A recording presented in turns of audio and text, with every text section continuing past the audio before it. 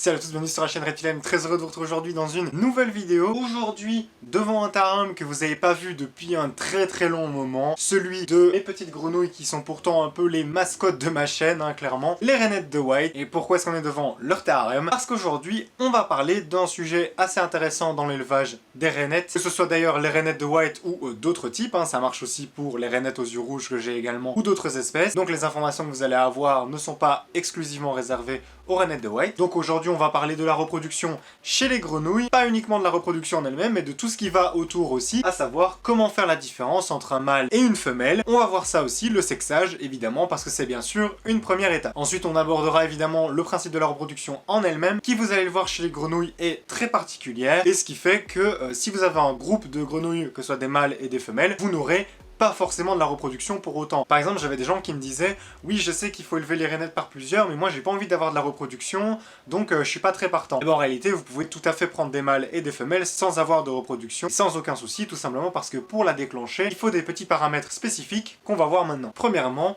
comment sexer de manière très simple. Déjà, il faut savoir que chez des jeunes individus, ça va être très compliqué de faire la différence entre les deux. C'est lorsqu'elles vont grandir que ça va se démarquer beaucoup plus facilement. Déjà, même si mon couple peut porter à confusion, il n'y a aucune différence de couleur à proprement dit entre des mâles ou des femelles. Pour le coup, moi j'ai un mâle qui est souvent dans des tons verts très clairs, et par contre une femelle qui est souvent dans des tons bruns foncés, mais ça ne veut rien dire, ça pourrait très bien être l'inverse. Ou alors par contre, je le précise, vous étonnez pas, le mâle est juste là. S'il fait des têtes bizarres, c'est qu'en fait il est complètement en mue là actuellement. La première différence évidente, ça va être la taille. Les femelles sont beaucoup plus grosses que les mâles, jusqu'à même dire 2 fois plus grosses pour certains individus. Donc si toutes vos grenouilles, quand vous les recevez, elles ont le même âge et plus ou moins la même taille, vous allez très rapidement voir en grandissant qui sont des mâles et qui sont des femelles. S'il n'y a pas de différence qui se démarque, c'est sûrement que vous avez uniquement des femelles ou uniquement des mâles. Mais pour vous en assurer, il va falloir prendre votre grenouille et la regarder d'un petit peu plus près. Si on est en journée, donc je ne veux pas les déranger, faites plutôt ça la nuit quand elles sont bien réveillées. Pour ça, je vous conseille de regarder la gorge. Vous verrez que les mâles ont une gorge souvent plus développée que les femelles, et c'est lié à un autre point, le chant. Chez les grenouilles, c'est très important, tous les éleveurs de grenouilles le savent, et d'ailleurs, avant d'adopter une grenouille, renseignez-vous sur le chant, parce que certaines espèces ont des chants très forts et qui durent pendant une bonne partie de la nuit. En l'occurrence, chez les rainettes de White, le chant est effectivement assez fort, il peut s'entendre très bien chez les gros mâles adultes, ça s'entend quand même bien. Par contre, il est pas très régulier, c'est-à-dire que généralement, ils vont chanter lorsqu'il va y avoir un bruit dans la pièce, ou alors à certains petits moments, souvent au début ou à la fin de la nuit. En tout cas, c'est pas une grenouille qui va chanter en plein milieu de la nuit et vous réveiller en hurlant. Par contre, du coup, ce qui est important à savoir, c'est que les femelles ne chantent pratiquement pas. Ça peut arriver, mais c'est très rare et c'est souvent beaucoup moins fort, et ça ressemble d'ailleurs pas vraiment à un croissement classique. Chez les mâles, par contre, comme je le disais, c'est assez puissant et c'est assez régulier, même si c'est très court. Ça, pour le coup, c'est vraiment un indicateur sûr et que vous pourrez observer sur une période assez longue. Bien sûr, il y a des moyens plus précis, on a observé vraiment l'animal de beaucoup plus près, etc. Mais c'est des choses où, quand on est débutant et qu'on a quelques grenouilles comme ça, ben on sait pas forcément le voir directement, si je vous donne des moyens efficaces et facilement visibles. En tout cas, si vous vous apercevez que vous avez plusieurs mâles, surtout ne vous inquiétez pas. Les grenouilles, c'est pas comme les lézards. Chez certaines espèces, les mâles ne savent pas se supporter entre eux. Chez les grenouilles, il n'y a pas de souci à ce niveau-là. Dans un groupe, peu importe l'espèce, qui crée des tensions entre les mâles, c'est souvent la concurrence à la reproduction. C'est très important, la concurrence. Tout simplement parce que plusieurs mâles peuvent féconder une seule femelle en même temps. Donc vous pouvez tout à fait avoir un groupe de grenouilles avec uniquement des mâles, uniquement des femelles, ou alors plusieurs mâles, plusieurs femelles, plusieurs mâles, une femelle, etc. Bref,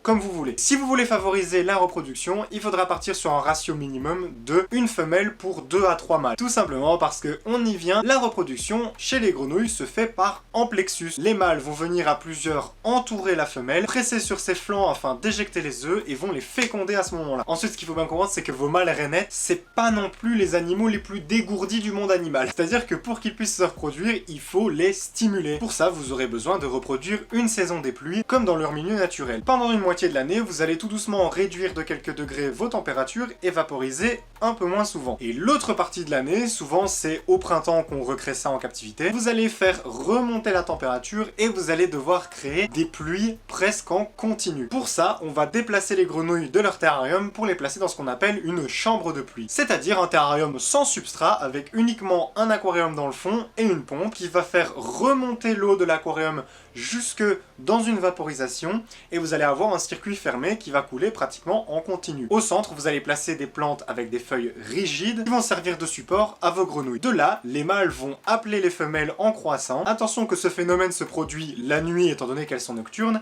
et lorsque les pluies s'arrêtent. En fait, la pluie va les stimuler, elles vont se réveiller et elles vont attendre que ça s'arrête pour lancer la reproduction. Donc c'est très simple, pendant la saison des pluies, c'est pluie permanente, à certains moments, vous coupez, et là, logiquement, vos mâles vont se placer sur les feuilles et vont croisser pour appeler les femelles. Lorsque ces dernières seront là, l'amplexus va commencer et la femelle va déposer les œufs sur les feuilles des plantes. Puis petit à petit, les œufs vont éclore et les têtards vont tout doucement glisser jusque dans le bac d'eau en dessous. C'est là qu'ils vont entamer leur développement. Une fois que vos têtards sont là-dedans, vous pouvez soit les laisser et les développer comme ça, soit les récupérer et les élever dans un aquarium à part. Faire attention aux paramètres de l'eau et au nourrissage. Et à partir de ce moment-là, c'est un peu le schéma classique des grenouilles comme celle de chez nous. Le tétard va se développer en faisant petit à petit apparaître ses différentes pattes, en prenant de plus en plus la forme de la grenouille jusqu'à perdre sa queue et finir par sortir de l'eau. Et bien sûr, faut être patient parce que par exemple chez les rainettes de White, ce processus prend un peu plus d'1 an. Autrement dit, vous n'avez vraiment aucun souci à vous faire. Si vous voulez un groupe de rainettes mais que vous voulez pas les reproduire, vous n'aurez juste à ne pas reproduire des saisons des pluies, à tout au long de l'année